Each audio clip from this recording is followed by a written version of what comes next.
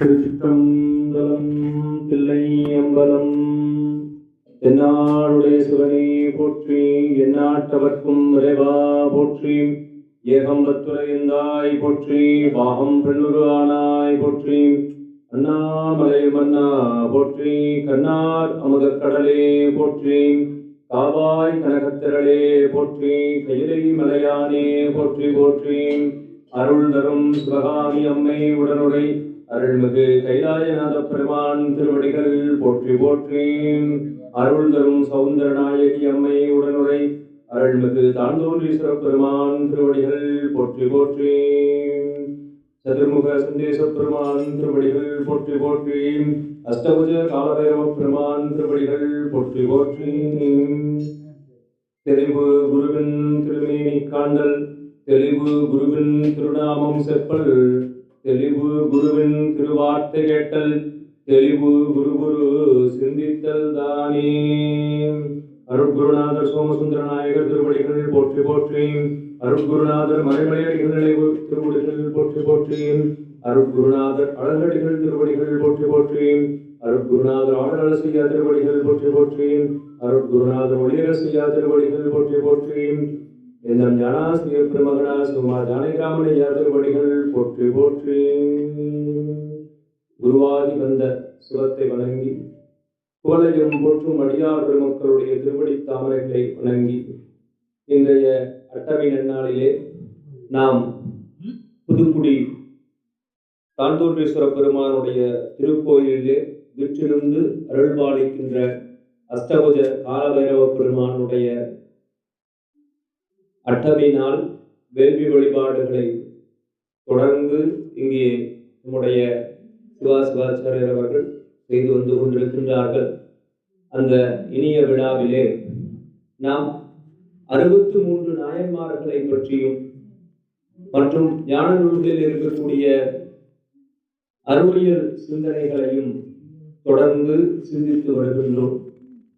63 நாயன்மார்களுடைய வரிசையிலே நாம் எம்பிரான் மெய்ப்பொருள் நாயனாருடைய திருவரலாற்றை நிறைவு செய்திருக்கின்றோம். அதன் பின் வேறு சில பணிகள் காரணமாக அவசரமாக வந்த சூழலிலே நாம் அடுத்தடுத்து வேறு சில சிந்தனைகளை சிந்தித்திருந்தோம். இன்று அருவான்முறை நாயன்மார்கள் 63 தொடர்ச்சியாக நாம் எம்பிரான் வரண்மண்ட நாயனாருடைய திருவரலாற்றை சிந்திக்க முற்படுகின்றோம். எம்பிரான் வரண்மண்ட நாயனார் இன்றைய கேரளம் என்று சொல்லக்கூடிய அந்த கேரள நாட்டிலே, முன்பு அது மலைநாடு என்று சொல்லக்கூடிய அந்த நாட்டிலே தோன்றியவர். அங்கு இருக்கக்கூடிய செங்குன்றூர் என்று இருக்கக்கூடிய ஒரு சிறந்த மூதூரிலே தோன்றியவர். கேரள நாட்டிற்கு ஒரு சிறப்பு என்ன என்று சொன்னால், அந்த நாட்டை பரசுராம சேத்திரம் என்று குறிப்பிடுவார்கள். பரசுராமர் தோன்றி இருந்து அங்கே சிறப்பு பெற்ற நாடு என்பதனால் அந்த நாட்டிற்கு பரசுராம சேத்திரம் என்று பெயர். அப்படிப்பட்ட சிறப்புடைய நாடு, மலைநாடு. இன்றைக்கும் மகாபலி சக்கரவர்த்தியினுடைய இந்த விழாவை கொண்டாடக்கூடிய நாடு, வாமன அவதாரத்தை கொண்டாடக்கூடிய நாடு, இவ்வாறு நிறைய சிறப்பு பெற்ற நாடாக அந்த கேரள நாடு, இயற்கை வளம் நிரம்பியதாக மலைகளும் பசுமையும் சூழ்ந்த ஒரு சிறப்புடைய நாடாக அந்த கேரள நாடு விளங்குகின்றது. அப்படிப்பட்ட அந்த நாட்டிலே செங்குன்றூர் என்கின்ற அந்த திருத்தலத்திலே தோன்றியவர். சிறப்பான ஒரு திருத்தலம். நமக்கும் இங்கே செங்குன்றூர் என்று சொல்லக்கூடிய, செங்குன்றம் என்று சொல்லக்கூடிய திருத்தலம் நிறைய இங்கே இருக்கின்றது. அதுபோல அங்கும் ஒரு சிறந்த செங்குன்றூர் என்று சொல்லக்கூடிய அந்த திருக்குளத்துல வேளாண் குளத்திலே வந்து தோன்றியவர் நம்முடைய பிரண்மண்ட நாயனார். அவர் எப்படிப்பட்ட தன்மை உடையவர்? சிவனார் செய்ய கடல் பற்றி எப்பற்றினையும் அறையறிவார். சிவபெருமானுடைய திருவடியை பற்றியதன் காரணமாக மற்ற பற்றுக்களை எல்லாம் நீக்கியவர் பரண்மண்ட நாயனார். வள்ளுவ பேராசான் சொல்லுவார், பற்றுக பற்றற்றான் பற்றினை, பற்றுக பற்றுவிடற்கு, அப்பற்றினை பற்றுக பற்றுவிடற்கு என்று சொல்லுவார். எப்படி இறைவனை பற்றி கொண்டால் இந்த உலக விஷயங்கள் நம்மை விட்டு விலகி ஓடி, அப்படி ஒரு சிறப்புடைய பெருமானுடைய சிவபெருமானுடைய திருவடியே சிந்தித்து வேறு எந்த பற்றும் இல்லாதவராக அவர் சிறப்போடு இருக்கின்றார். அவர் எத்தனை பெரும் சிறப்புடையவர் என்று சொன்னால், மெய்ப்பத்தர்கள்வால் பறிவுடையார். மெய்யடியார்கள் எல்லாம் யாரெல்லாம் வந்தாலும் அவர்களிடத்திலே பேரன்பு கொண்டவராக நம்முடைய பரண்மண்ட நாயனார் விளங்குகின்றார். நமக்கு சைவ நன்னெறியிலே 3 விதமான வழிபாடு நெறி நமக்கு சொல்லப்படுகின்றது. முதலிலே பெருமானை குரு லிங்க சங்கம வழிபாடு என்று சொல்லக்கூடிய இந்த மூவகை வழிபாட்டிலே குருநாதரை சிவமாக பாவித்து வழிபாடு செய்வது ஒரு வழிபாடு. சிவலிங்க திருமேனியை இறைவனாக பாவித்தவர் இறை திருமேனியை வழிபாடு செய்வது லிங்க வழிபாடு. மூன்றாவதாக யாரெல்லாம் பெருமானை நெஞ்சத்திலே நினைந்து அஞ்செலுத்துவோர் திருநீரும் கண்டிகையும் அணிந்திருக்கின்றார்களோ அவர்களை சிவபெருமானாகவே பாவித்து வழிபாடு செய்வது சங்கம வழிபாடு, அடியார் வழிபாடு என்று சொல்லக்கூடிய வழிபாடு. இதிலே இவர் அடியார் வழிபாட்டை மிகச் சிறப்பாக செய்து வந்தவர் நம்முடைய பரண்மண்ட நாயனார். இந்த திருவருளாற்றிலே நாம் இதுகாரும் சிந்தித்து வந்த நாயன்மார்களுடைய வரலாற்றை நாம் பார்க்கின்ற போது, எம்பிரான் திருநீலகண்ட குயவனார் திருநீலகண்டத்தின் மேல் ஆணையிட்டதன் காரணமாக இளம் வயது முதலாக மனைவியை பிரிந்து முதுமை வரை வாழ்ந்து வந்தவர். மனைவியை தொடாமலே திருநீலகண்டத்தின் மேல் ஆணையிட்டு இளமையை துறந்து வாழ்ந்தவர். பட்டினத்தார் சொல்லுகின்ற போது, வாளால் மகவறிந்து ஊட்ட வல்லே நல்லன், மாது சொன்ன சூழால் இளமை துறக்க வல்லே நல்லன், தொண்டு செய்து நாளாரில் கண்ணிடந்து அப்ப வல்லே நல்லன், நான் இனி சென்று ஆளாவதெப்படியோ திருக்காலத்தை அப்பருக்கே என்று பட்டினத்தார் சொல்லுகின்ற போது 63 நாயன்மார்களிலே இந்த 3 நாயன்மார்களை சிறப்பித்து சொல்லுவார்.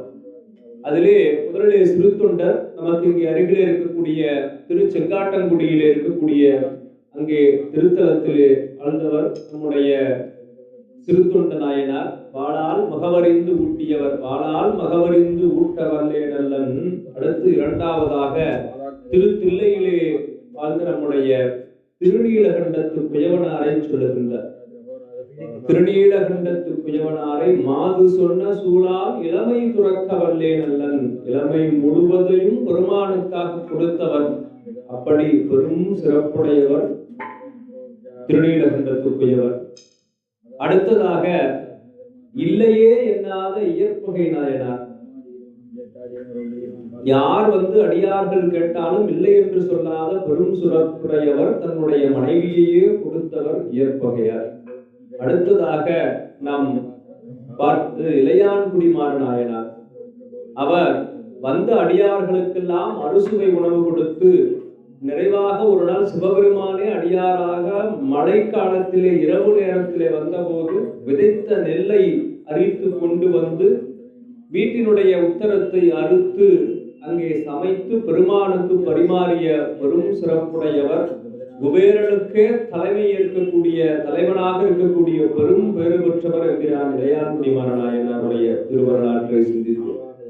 அதற்கு அடுத்ததாக எம்பிரான் மெய்ப்பொருள் நாயனார் திருவேடமே மெய்ப்பொருள் என்று வாழ்ந்து வந்தவர். அவருடைய எதிரியாக இருக்கக்கூடிய முத்தனா வந்து அங்கே முதுகிலே குத்திய போது தத்தா நமர் என்று தடுத்து வீழ்ந்தார். அவர் நம்முடையவர், அவர் இங்கிருந்து வெளியே செல்ல வேண்டும், நம்முடைய நாட்டிலே இருந்து அவர் பாதுகாப்பாக வெளியே செல்ல வேண்டும், அதற்கு நீதான்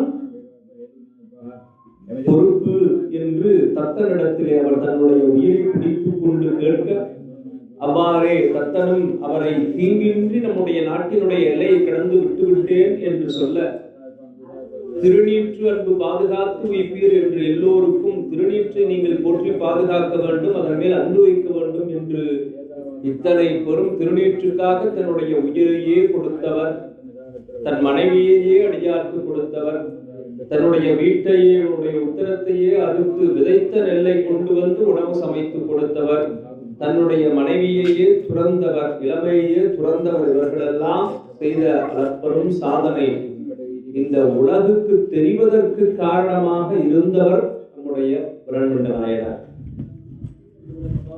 நம்முடைய புரண்மண்ட நாயனார் மலைநாடு என்று சொல்லக்கூடிய அந்த நாட்டிலே தோன்றி இருந்தாலும், செங்குன்றூரிலே தோன்றி இருந்தாலும், அங்கிருந்து பல்வேறு திருத்தலங்களை, பெருமான் எழுந்தருளி இருக்கக்கூடிய திருத்தலங்களை எல்லாம் தொடர்ந்து தரிசித்து வந்து கொண்டே இருக்கின்றார். அவ்வாறு வந்தவர் நம்முடைய திரு ஆரூர் திருத்தலத்திலே வந்து உச்சிரங்கொண்டநாத பெருமானை, அங்கே நமக்கு தியாகேச பெருமானாக இருந்து அருளக்கூடிய பெருமானையும் நாள்தோறும் தரிசித்து விட்டு, அங்கே தேவாசிரியன் திருக்காவணம் என்று இருக்கக்கூடிய அந்த திருக்காவணத்தில் அடியார்கள் எல்லாம் வந்து தங்கி இருக்கக்கூடிய இடம் அந்த தேவாசிரியன் திருக்காவணம் என்று சொல்லக்கூடிய அந்த மண்டபம். இன்றைக்கு தேவாசிரியர் மண்டபம் என்று நாம் உள்ளே திருக்கோயில் உள்ளே நுழைந்தோம் என்று சொன்னால், கிழக்கு வாசலினுடைய உள்ளே நுழைந்தவுடனேயே வலது பக்கத்திலே தேவாசிரியர் மண்டபம் என்ற ஒரு மண்டபம் இருக்கும். அங்குதான் அடியார்கள் எல்லாம் ஒன்றாக கூடியிருந்து இறைவனுடைய பெருமையை பேசுவார்கள், பின்னால் உள்ளே சென்று வழிபாடுகளை செய்து வருவார்கள். அப்படிப்பட்ட இடம் அந்த தேவாசிரியன் திருக்காவணம். அங்கே அந்த தேவாசிரியன் மண்டபத்திலே புரண்மண்ட நாயனார் அங்கு இருக்கக்கூடிய அடியார்களோடு இருந்து அளவலாகி கொண்டு மகிழ்ந்து கொண்டிருக்கின்றார். சிவபெருமானுடைய பெருமையை எல்லாம் பேசி மகிழ்ந்து கொண்டிருக்கின்றார்கள். அடியார்கள் எப்பொழுதுமே சந்தித்துக் கொண்டால் அவர்கள் ஏதோ சொந்த விஷயங்களை எல்லாம் பேச மாட்டாங்க. சிவபெருமானுடைய பெருமைகளை, சிவனடியார்களினுடைய பெருமைகளை எல்லாம் எடுத்து சொல்லிக் கொண்டு ஒருவரை ஒருவர், இங்கே அந்த அற்புதம் நிகழ்ந்தது, இங்கே பெருமானால் இந்த அற்புதம் நிகழ்ந்தது என்றெல்லாம் எடுத்து அவர்கள் சொல்லிக் கொண்டே இருப்பார்கள். அவ்வாறு சொல்லிக்கொண்டு மகிழ்ந்து கொண்டிருக்கக்கூடிய வேளையிலே சிவபெருமானால் தடுத்து ஆட்கொள்ளப்பட்டவர், சிவபெருமான் தோழமையாக உனக்கு நம்மை தந்தனம் என்று சொன்ன நம்பி ஆரூரர் என்று சொல்லக்கூடிய சுந்தரமூர்த்தி நாயனார் திருவாரூர் பெருமானை வணங்குவதற்காக அப்படியே மணக்கோலத்தோடு உள்ளே நுழைகிறார். அப்படி செல்லுகின்ற போது அடியார்களை பார்த்து, இவருக்கு நான் அடியேனாக பண்ணுனால் என்னாலோ என்று மனதால் வணங்கி செல்லுகின்றார். சுந்தரர் என்ன செய்கின்றார்? மனதால் வணங்கி செல்லுகின்றார். அதை பார்க்கின்றவர்கள், ஏன் சுந்தரர் அடியார்களை வணங்காமல் நேராக பெருமானை வணங்க செல்லுகின்றாரே, சிவபெருமானை வணங்க செல்லுகின்றாரே என்று கேட்கிறார்கள். எப்பொழுதுமே ஒரு திருக்கோயிலின் உள்ளே இருக்கக்கூடிய பெருமான் இருந்தருளும் பெருமான் என்று அவனுக்கு பேர். அந்த திருமேனி, சிவலிங்க திருமேனி எங்கேயும் புறப்பட்டு போக மாட்டார், அங்கேயே எப்பவும் இருப்பார். அதனால அவருக்கு இருந்தருளும் திருமேனி அப்படின்னு பேரு. அடுத்து எழுந்தருளும் திருமேனி அப்படின்னு உற்சவ மூர்த்திகளை சொல்லுவாங்க. பெருமான் தேர்ல வர்றது மற்றும் இருக்கக்கூடிய புறங்கள்ல திருவீதி விழா வருகின்ற போது வரக்கூடிய திருமேனிக்கு எழுந்தருளும் திருமேனி அப்படின்னு பேரு. அதை போல எப்போதும் சிவத்தை தம்முடைய சிந்தையிலே வைத்திருப்பதனால் சிவனடியார்களுக்கும் எழுந்தருளும் திருமேனி என்று பேர். அப்படி முதலிலே எழுந்தருளும் திருமேனியாக இருக்கக்கூடிய அடியார்களை வணங்காமல் நேராக சென்று சிவபெருமானை வணங்குகின்றாரே என்று சொல்லி சிவனடியார் தம்மை தொழுது வந்து அணையாது ஒருவாறு ஒதுங்கும் வன்தொண்டன் புறகென்று உரைப்ப. உடனே சைவத்தின் தலைமையில் இருக்கக்கூடிய சிவபெருமானுடைய நண்பராக இருக்கக்கூடிய சுந்தரமூர்த்தி நாயனாரை பார்த்து இவர் சைவத்திற்கு புறகு, ஏனென்றால் அடியார்களை வணங்காமல் நேராக சென்று சிவபெருமானை வணங்கினால் அவர் சைவத்திற்கு புறகு என்று சுந்தரமூர்த்தி நாயனாரை பார்த்து இங்கே அருகில் இருக்கக்கூடிய தொண்டர்களிடத்தில் எல்லாம் நம்முடைய பிரண்மண்ட நாயனார் சொல்லுகின்றார்.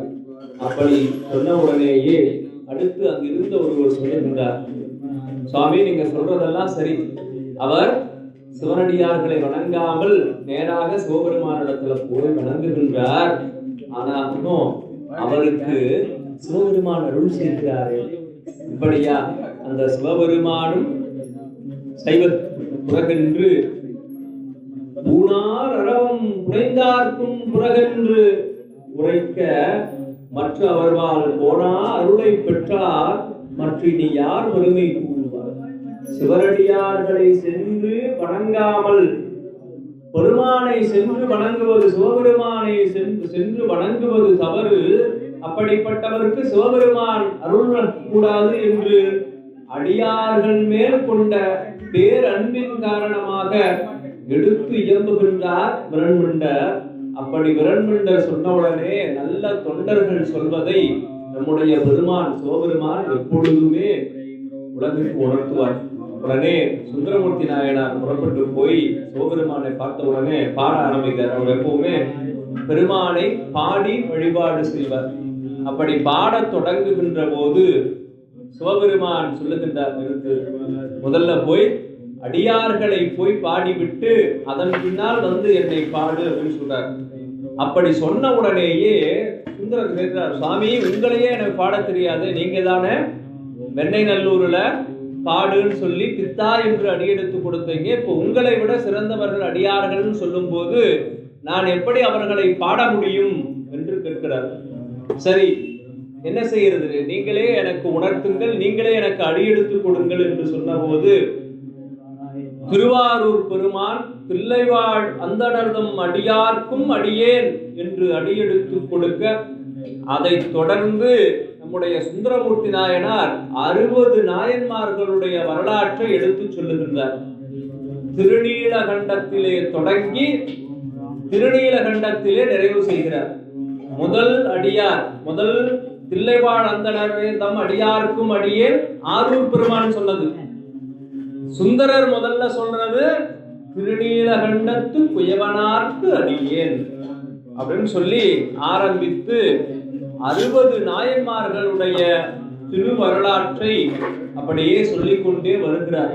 11 பாடல்ல அவர்களுடைய திரு வரலாற்றை குறிப்பாக சொல்லி நிறைவாக 60வது நாயன்மாராக திருநீலகண்டத்து பாணனார்க்கு அடியேன், திருநீலகண்ட யாழ்ப்பாணனுக்கு நான் அடியேன் என்று சொல்லி அங்கே திருத்தொண்ட தொகை பாடி, இந்த திருத்தொண்ட தொகை இந்த 60 அடியார்களுடைய திரு வரலாற்றை பாடியது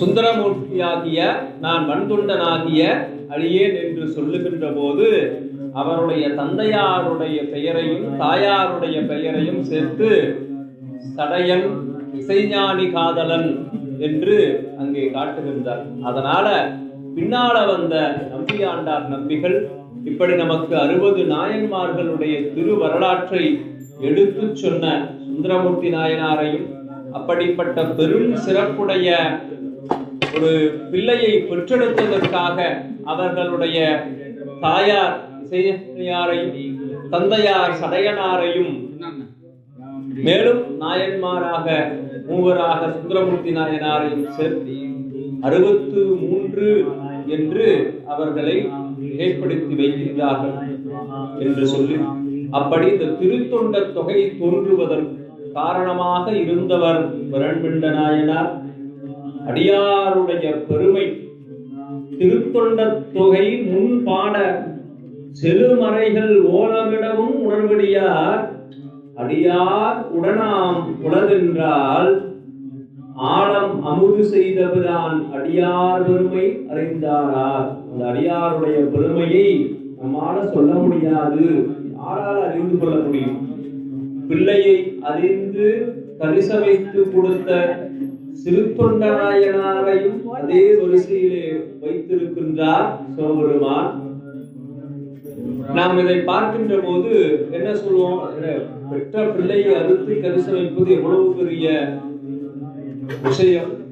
அதே போல ஒரு மலரை பறித்து பெருமானுக்கு சாத்திய ஒரு முருகநாயனாருக்கும் அதே வரிசையில் தான் கொண்டிருந்த சமயத்திலிருந்து விலகி வர முடியாத சூழலில் பெருமானை ஒரு கல்லை மலராக நினைத்து பெருமான் மேல் இட்டு வழிபாடு நாள்தோறும் தவறாமல் செய்து வந்த சாக்கிய நாயனாரு அதே வரிசையில் பெருமான் அருள் செய்கின்றார் என்று சொன்னால் அவனுடைய பெரும் கருணையையும் இந்த அடியார்களுடைய பெருமையிலே இவர் பெரியவர் அவர் சிறியவர் என்ற வகைப்பாடு இல்லாத நிலையை நமக்கெல்லாம் பெருமான் காட்டி அருளுகின்றார்.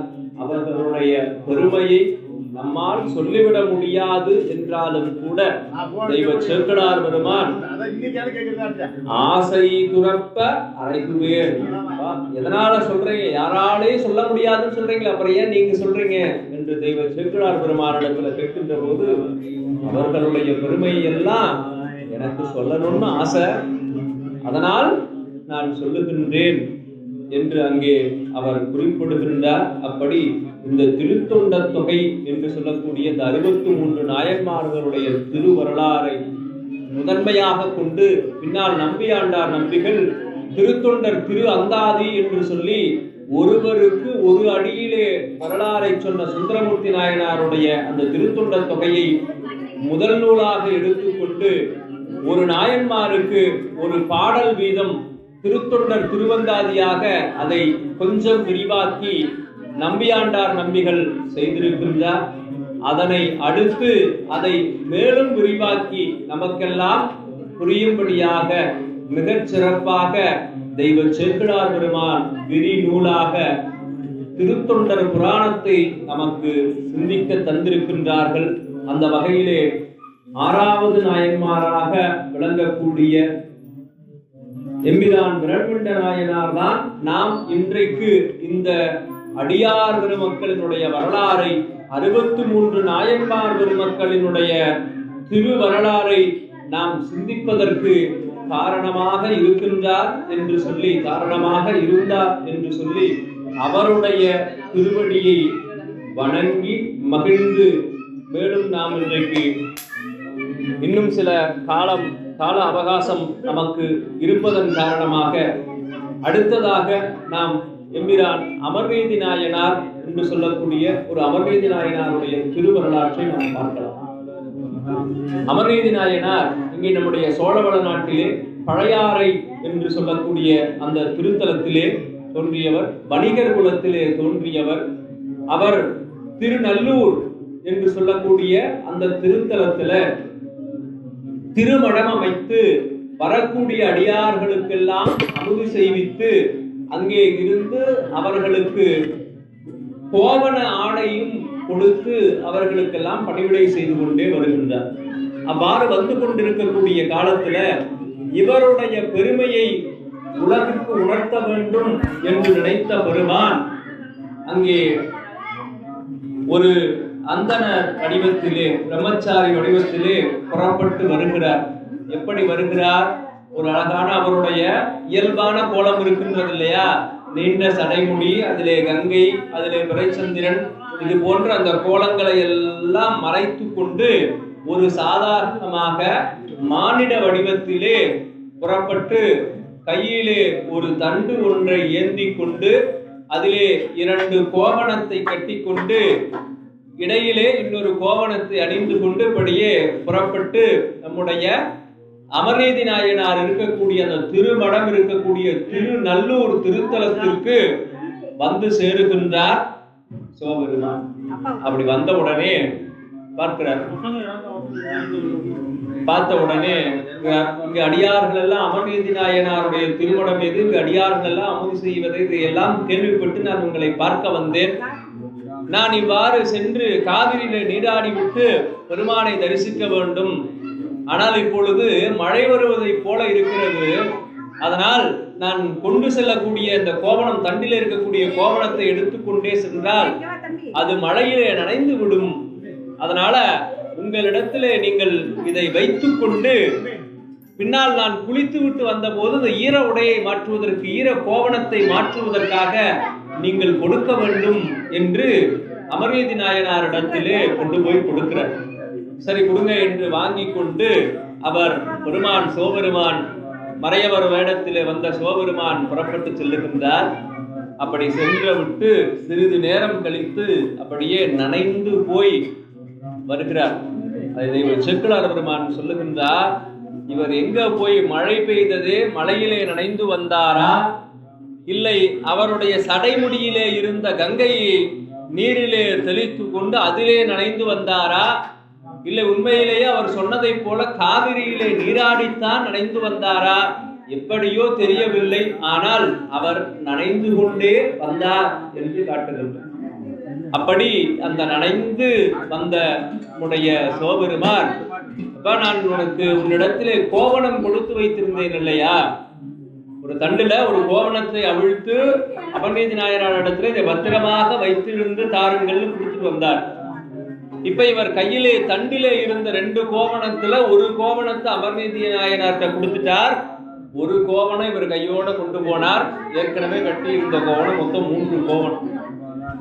இப்ப இவர் இந்த உடையை மாற்றிக்கொள்ள வேண்டும், நீ அதனால உன்னிடத்துல இருக்கக்கூடிய காய்ந்த கோவணத்தை எடுத்துக்கொண்டு வா என்று அமர்நீதி நாயனாரிடத்துல சொல்றார். அப்படி சொல்லும் போது அந்த கோவணத்தை அங்கிருந்து மறைச்சிடுறார்.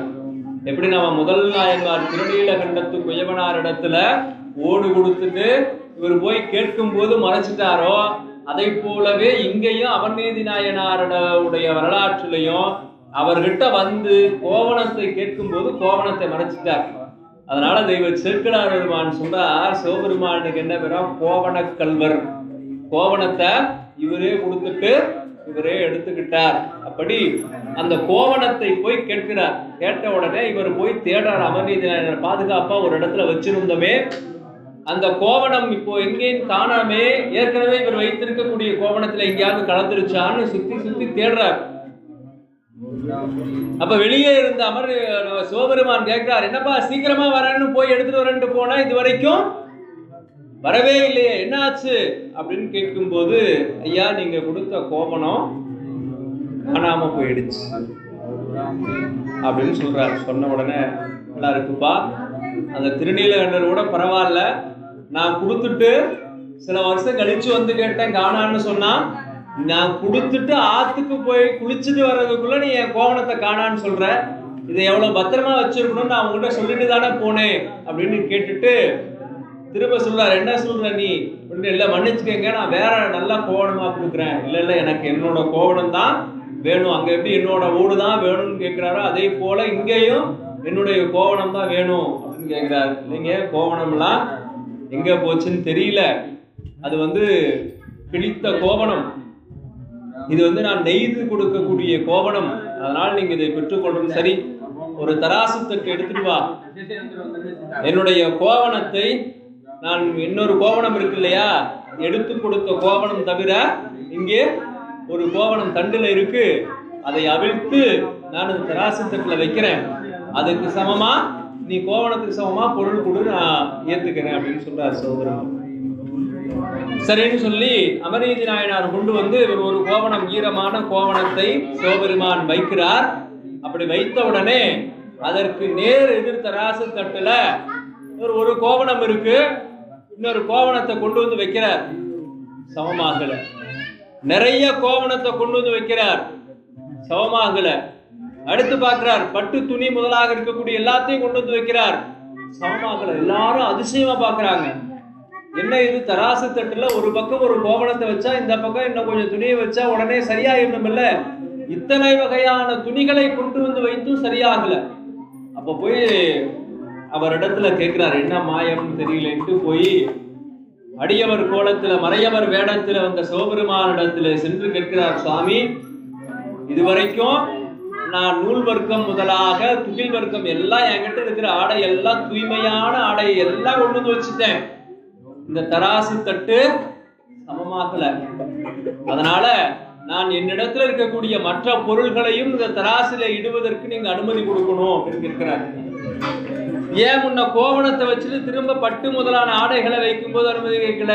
அதுவும் துணி இதுவும் துணி ஏத்துக்குவாருன்னு அப்படியே வச்சுட்டார். இப்ப அந்த துணிக்கு நிகரா வேற பொருளை வைக்கணும், அதற்கு அனுமதி கேட்டுக்கொண்டு அவரும் சரி ஏதாவது பண்ணு, எனக்கு எடைக்கு எடை இருந்தா சரி என்று சிவபெருமான் உத்தரவு கொடுக்க, இவர் அவரிடத்துல இருந்து இருக்கக்கூடிய தங்கம் வெள்ளி வித்த என்னென்ன இருக்கோ அத்தனை எடுத்துட்டு வந்து வச்சு பார்த்தாங்க. தராசு நேராது. என்ன செய்கிறது? கடைசியாக போய் திரும்பவும் அடியவர் கோலத்தில் இருந்த சிவபெருமானிடத்துல போய் கேட்கிறார். சாமி, என்னோட இடத்துல இருந்த எல்லா பொருளையும் நான் வச்சுட்டேன், இன்னும் இந்த தராசு தட்டு சமமாகவே இல்லை. கடைசியா எனக்கு ஒரே ஒரு வாய்ப்பு கொடுங்க. நானும் என்னுடைய மனைவியும் என்னுடைய மகனும் உங்களுக்கு அடிமையாக இருக்கக்கூடிய தகுதி இருக்குன்னு நீங்க நினைச்சீங்கன்னா நாங்க 3 பேரும் இந்த தராசு தட்டிலே ஏறுகிறோம், அதற்கு நீங்க அனுமதி தரணும்னு சொல்லி கேட்கிறார். கேட்ட உடனே சிவபெருமான் சரிப்பா ஏறு என்று சொன்ன உடனே நல்லூரிலே இருக்கக்கூடிய பெருமானை நினைந்து சிவபெருமானை நினைந்து அப்படியே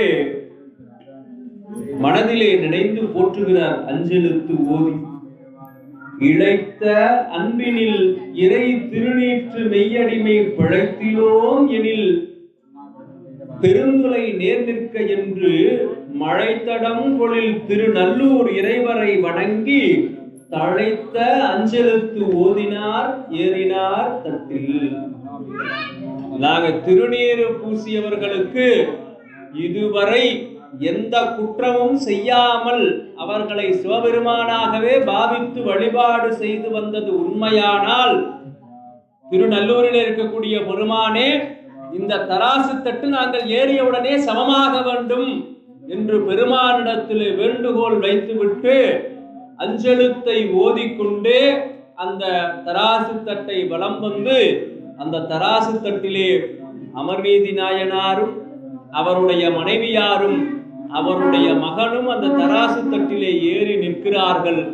நின்றவுடனேயே அந்த இறைவனுடைய கோவணத்தட்டும் இந்த அமர்நீதியாருடைய செல்வங்களை எல்லாம் வைத்த தட்டு சமமாகாத இருந்த தட்டு அவர்கள் ஏறிய உடனேயே சமமாக நிற்கின்றது. ஏன் என்று சொன்னால், அடியாருடைய தொண்டும் ஏன் இவ்வளவு நேரம் சமமாகல? அடியாருடைய தொண்டும் இறைவனுடைய பெருமையும் சமமாக இருக்கிறதுனால அந்த தட்டு சரிசமமாக இப்பொழுது மாறியது. கொண்ட அன்பில் குறைபடா அடியவர் அடிமை தொண்டும் அண்டர் தம்பிரான் திரு அறை கோவணம் அதுவும் ஒத்தலால் ஒத்து நேர் நின்றது அத்துறைதான். அந்த கோவணத்தினுடைய பெருமையும் இறைவனுடைய திருமேனியிலிருந்து வந்த அந்த கோவணத்தினுடைய பெருமையும் இங்கே அமர்நீதி நாயனார் செய்த திருத்தொண்டினுடைய பெருமையும் இரண்டும் சமமாக இருந்ததன் காரணமாக அப்போது அந்த தராசு தட்டு நேராக நின்றது. அவ்வாறு தராசு தட்டு நேராக நின்றவுடனேயே பெருமான் இடப ஆரூடராக நந்தி வாகனத்திலே உமையம்மையோடு சிவபெருமான் அந்த மூவருக்கும் காட்சி கொடுத்து அவர்களை அந்த தராசு தொட்டே விமானமாக மாற அவர்களை திரு கைலாயத்திற்கு அழைத்து சென்றார் என்று சொன்னால், இறைவன் அடியவர்களுக்காக எங்கோ எத்தனையோ உலகங்களை எல்லாம் கடந்து இருக்கக்கூடிய இறைவன் நம் பொருட்டு இந்த அடியார்களுடைய பெருமை உலகுக்கு தெரிய வேண்டும் என்பதற்காக தொண்டர் அன்பனும் தூய நீர் ஆடுதல் வேண்டி பெருமான் இங்கே வந்து அமர்நீதி நாயனாரிடத்திலே வழக்காடி அவரிடத்தில் இருந்த கோவணத்தை மறைத்து அவரிடத்தில் இருந்த பொன் பொருளை எல்லாம் ஏற்றுக்கொண்டு கடைசியாக அவரையும் அவருடைய மனைவியாரையும் அவருடைய மகனையும்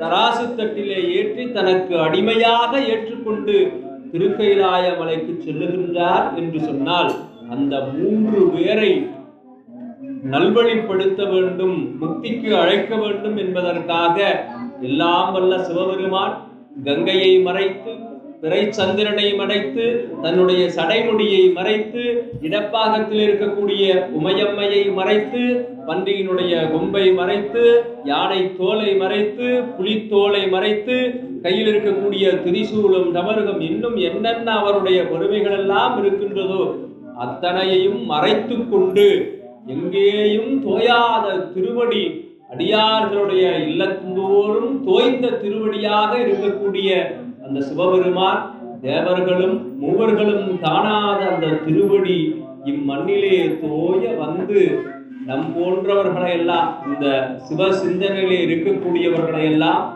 ஆட்கொள்வதற்காக, அந்த அருளாளர்களை 63 நாயன்மார்களை ஆட்கொள்வதற்காக அங்கே இறங்கி தன்னுடைய பாதம் தோய நடந்து வந்து இங்கே ஆட்கொண்டிருக்கின்றார். அதுவும் நம்ம திருவாரூர் திருத்தலத்திற்கு சுந்தரர் எங்கே தன்னை பாடாது விட்டு விடுவாரோ என்பதற்காக பறவை நாச்சியாரிடத்திலே 2 முறை நடந்து சென்று தூது சொன்ன பெருமான் சிவபெருமான். அப்படிப்பட்ட பெருமை உடைய சிவபெருமான் அடியார்களுடைய உள்ளத்திலே இருக்கின்றான். அந்த அடியார்களை வணங்கினால் அவனை வணங்கிய பெருமை நமக்கு கிடைக்கும், அந்த வழிபாட்டினுடைய சிறப்பும் நமக்கு கிடைக்கும். இறைவனை வணங்கினால் இறைவனை மட்டும் வணங்கிய பயன் கிடைக்கும். ஆனால் அடியார்களை வணங்கினால் அடியார்களையும் இறைவனையும் வணங்கிய பெருமை கிடைக்கும் என்று சொல்லி, அந்த வகையிலே இதுகாரும் நாம் 7 நாயன்மார்களுடைய திருவரலாற்றை சிந்தித்திருக்கின்றோம். அடுத்து வரக்கூடிய காலத்திலே நாம் 8வது நாயன்மாராக எம்பிரான் எரிவத்த நாயனார் கரூர் திருத்தலத்திலே அஷ்டமிக்கு மகா அஷ்டமி நாள், மகா நவமி முன்னாள் என்று சொல்லக்கூடிய அந்த அஷ்டமி ஆயுத பூஜைக்கு முன்னால் சரியாக அடுத்த மாத அஷ்டமியில அங்கே பூக்குடலை திருவிழா என்று சொல்லக்கூடிய அந்த திருவிழா நடக்கும். அந்த திருவிழாவிலே இந்த நிகழ்வினை எரிவத்த நாயனாருடைய திருவரலாற்றை நிகழ்த்தி காட்டுவார்கள். ஆயுத பூஜைக்கு முதல் நாளிலே அவருடைய திருவரலாற்றை நாம் கரூரிலே சென்று தரிசிக்கக்கூடியவர்கள் அங்கு சென்று தரிசிக்கலாம். அல்லது அது இயலாமல் இங்கே அஷ்டமி வழிபாட்டிற்கு நாம் இங்கே வந்தால் அவருடைய திருவரலாற்றை பெருமான் கருணை செய்தால், குருவருளும் திருவருளும் உணர்த்தினால் நாம் இங்கே சிந்திக்கலாம் அந்த நிகழ்வை என்று சொல்லி நல்லதொரு வாய்ப்பிற்கு நன்றி கூறி நிறைவு செய்கின்றோம். இந்த சொற்பொழிவிலே ஏதேனும் சொற்குற்றமோ பொருட்குற்றமோ செய்திருந்தால் அது அடியனுடைய சுற்றறிவின்பாற்பட்டது என்றும், நிறைகள் இருந்தால் அது நம் ஞானாசிரிய பெருமகனார் சிவமா ஜானகிராமனையா அவர்களினுடைய அருட்கருணையை சார்ந்தது என்று சொல்லி நல்லதொரு வாய்ப்பிற்கு நன்றி கூறி நிறைவு செய்கின்றோம். திருச்சிற்றம்பலம்.